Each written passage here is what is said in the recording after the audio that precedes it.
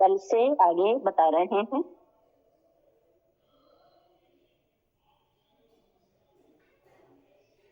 ऐसा नहीं है कि महावीर को लोगों ने गालियां न दी हों। शिकारी कुत्ते उनके पीछे छोड़े गए। सुमित्रा, क्या हुआ? कुछ नहीं माँ। म्यूट करो। हाँ माँ।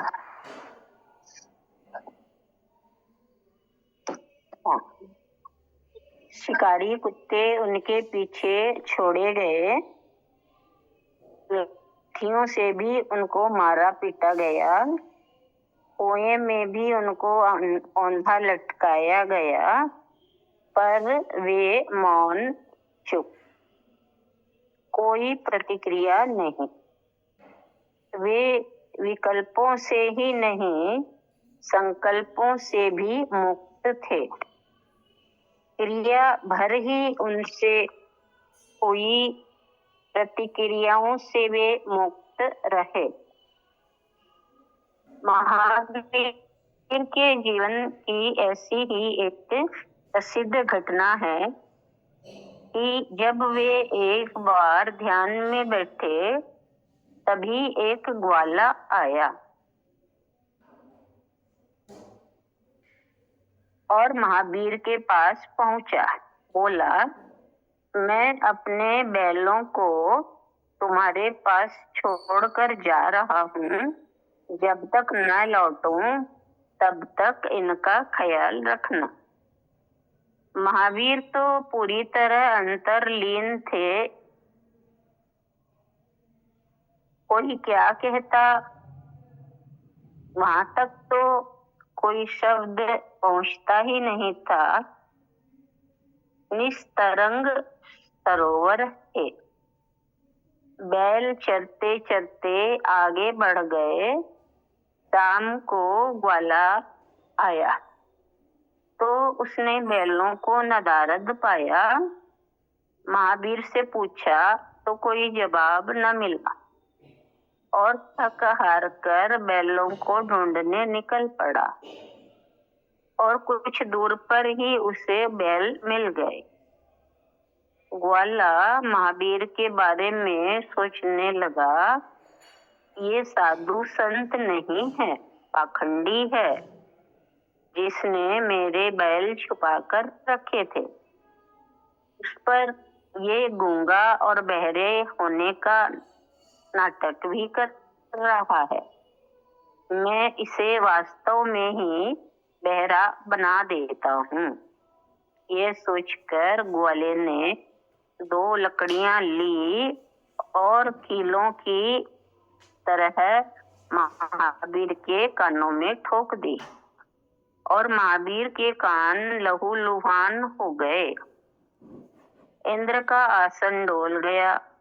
इंद्र ने पूछा, प्रभु, ये क्या हो रहा है? आपकी ये दशा मुझसे देखी नहीं जाती।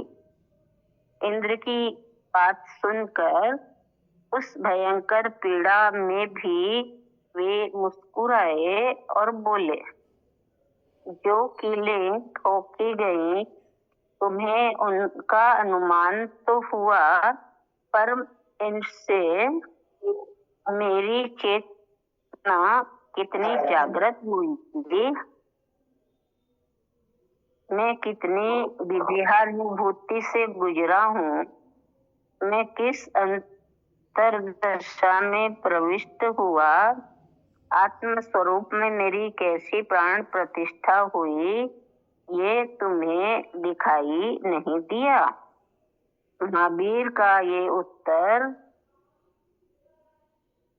विदेह वीतराग स्वरूप और कहाँ। मन करता है कि वो शांत सौम्य मुख मुद्रा फिर से देखने को मिले।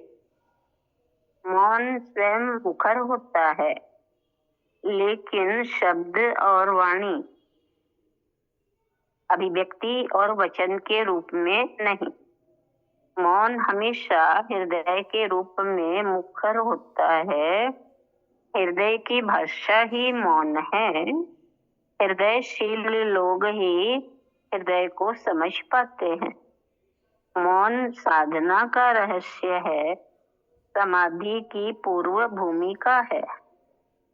मौन महावीर की परछाई है, महावीर की शक्ति है।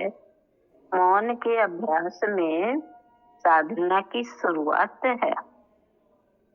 मौन की सिद्धि में, परिपूर्णता में साधना की पूर्णता है। बाहर का मौन हमें भीतर के कोलाहल तक पहुंचाएगा। भीतर का मौन हमें शांति और अंतर्बोध प्रदान करेगा।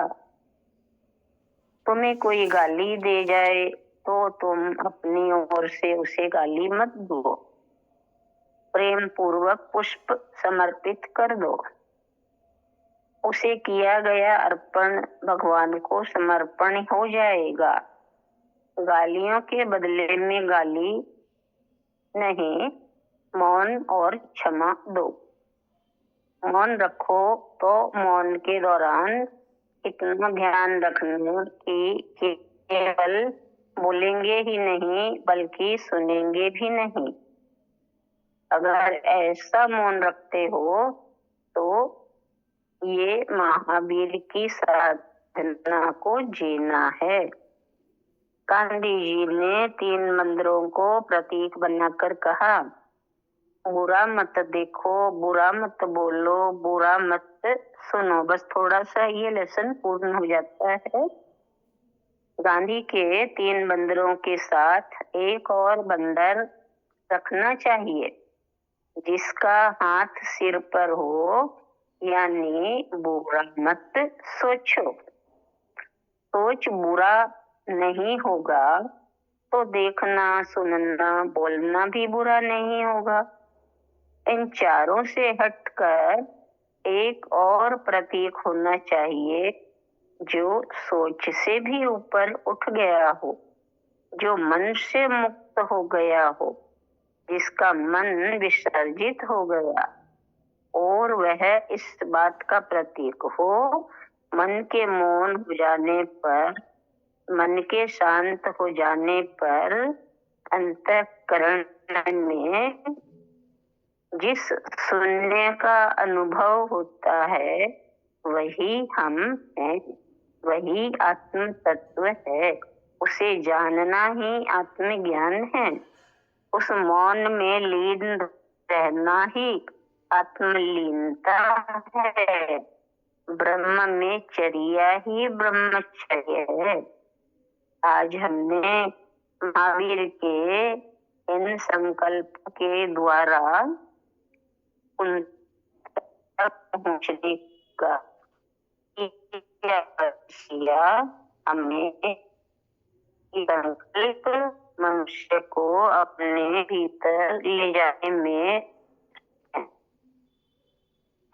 के भीतर जीत महाप्रभु को बहुत नमन।